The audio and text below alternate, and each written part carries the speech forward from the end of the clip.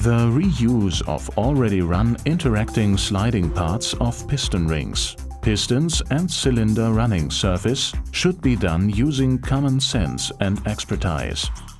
The sealing system is only as effective as its weakest component. It is not practical or even sensible to attempt to recondition an engine by only changing the piston rings. Simply replacing the rings while reusing a worn piston or a worn cylinder liner will not yield the desired results.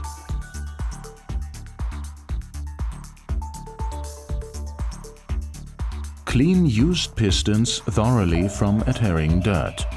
Make sure that the ring grooves are free of carbon and dirt.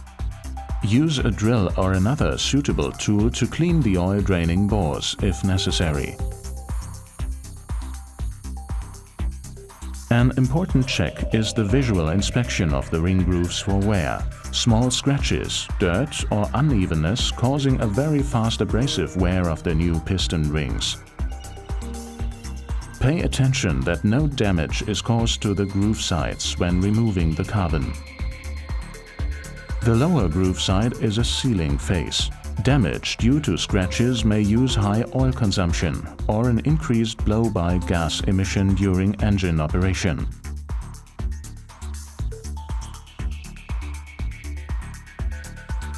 Whenever new piston rings are to be fitted on used pistons, the ring height clearance will decide on whether the piston can be reused. The piston ring concerned is inserted into the cleaned ring groove and measured with a feeler gauge.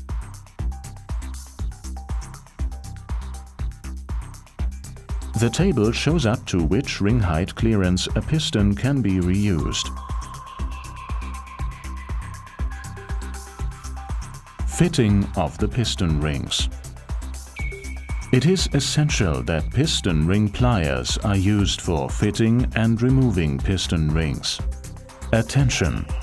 If the piston ring is fitted quickly by hand and without breaking, this may be evidence of the skills of the mechanic, but it will usually result in damage to the piston rings when they are fitted.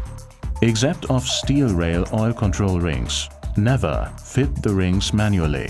Never twist a piston ring during the fitment. If the ring is deformed and no longer lies flat in the groove, it can no longer rotate in it, wears on one side or will no longer seal properly.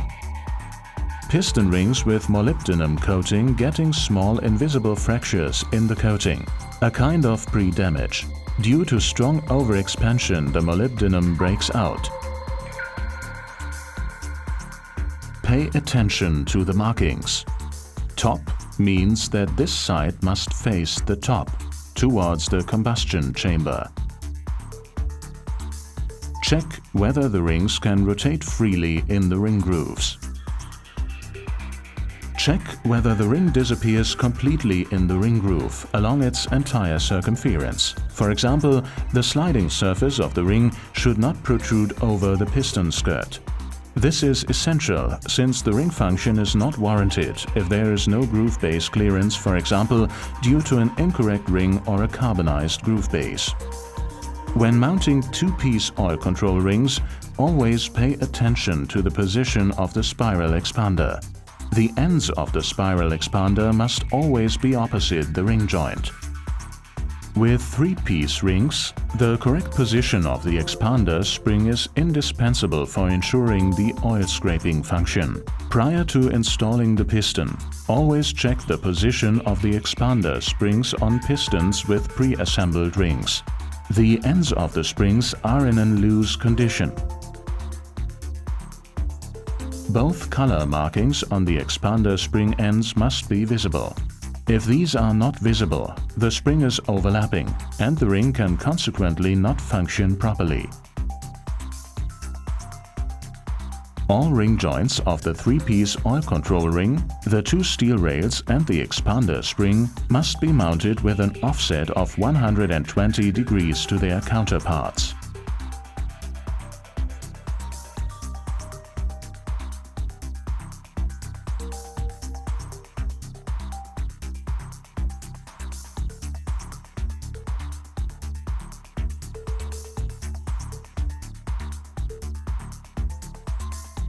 Rotate the piston ring joints of the pre-assembled piston in such a way that the ring joints are approximately 120 degrees offset to each other. This helps the pistons and the rings during the first engine start.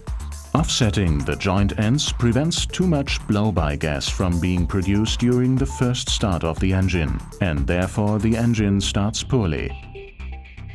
All necessary tools for fitting piston and piston rings in passenger cars or commercial vehicles we are offering in a service tool set. Article number 500099913. For further information, please mind our brochure, Piston Rings for Combustion Engines, available on our website, msmotorservice.com.